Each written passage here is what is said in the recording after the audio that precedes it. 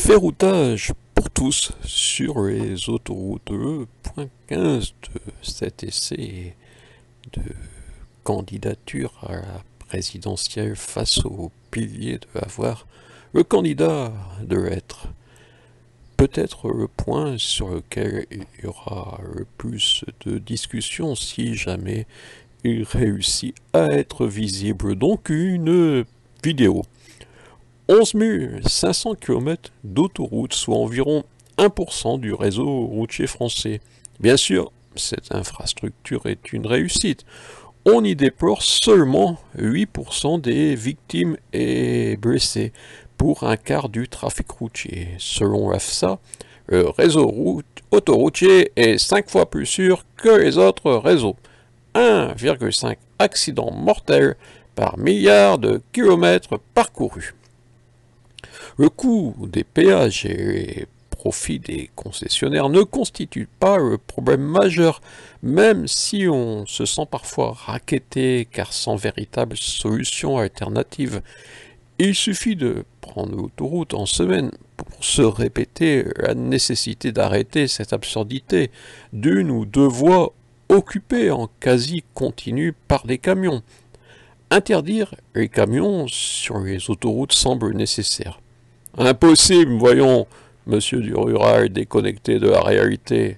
Les marchandises doivent arriver à l'heure dans les magasins. Deux solutions.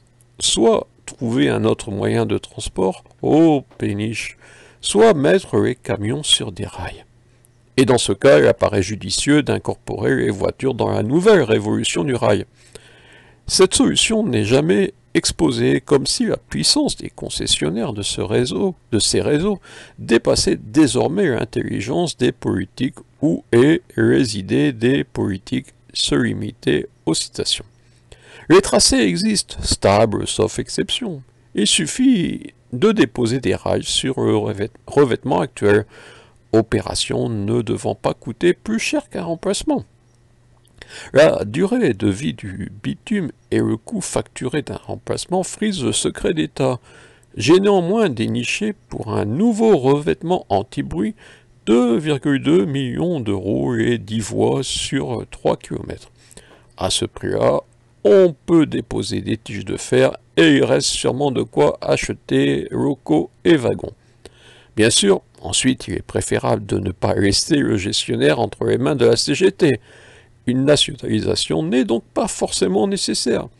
Il suffit de fixer des dates auxquelles les réseaux devront être équipés de voies ferrées. Car le ferroutage, techniquement, ça fonctionne. Les navettes Eurotunnel pourraient au moins servir à écarter les réticences. En période normale, 5000 camions seraient transportés chaque jour entre la Grande-Bretagne et la France. Un ferroutage efficace existe également entre l'Allemagne et l'Italie à travers la Suisse. Mais la volonté.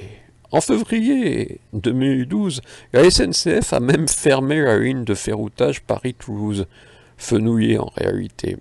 Il faut dire que la structure de la SNCF peut surprendre, puisqu'on peut la considérer comme le premier transporteur routier français, via sa participation dans Géodis, connu du grand public par sa filiale Cernam. Cette ligne de ferroutage était d'ailleurs exploitée par Novatrans, détenue à 96% par Géodis. Un projet de ligne entre le Nord et Bayonne, évalué à 400 millions d'euros, a été suspendu en 2016. 400 millions d'euros pour une création, avec sûrement expropriation et autres difficultés. L'utilisation des autoroutes semble une nécessité pour éviter l'excuse du coût exorbitant. Dans le département du Lot, depuis des années, certains se chamaillent pour savoir si une voie verte pour vélos et joggers, interrompue par de nombreux croisements de routes où il serait étonnant qu'un passage à niveau les rende prioritaires, est préférable au maintien des rails. Car sur cette liaison, la SNCF, comme dans de nombreuses campagnes, a préféré fermer et utiliser ces bus pour rallier préfecture et sous-préfecture. L'histoire de la SNCF est bien un immense gâchis. Ce ferroutage, au final, même financièrement, pourrait ne pas coûter plus cher à l'utilisateur. Péage, plus essence, plus usure de la voiture, plus fatigue du chauffeur. Un peu de temps agréable gagné pour la lecture ou l'échange. C'est important, non, le critère humain? Ferroutage pour tous sur les autoroutes est encore une expression inconnue par le maître du web début 2021. Oui, plus d'idées en une chronique qu'en une vie de... Je vous laisse conclure, pensez le nom de votre politicien préféré. Voilà, c'était le point 15 de cet essai que je vous conseille d'acquérir face au pilier et de l'avoir, le candidat de lettres, dont on ne parle pas dans votre dépêche du midi, ni votre vie carcinoise, ni les autres pour l'instant, mais ça va peut-être venir, si. Enfin bon, peut-être.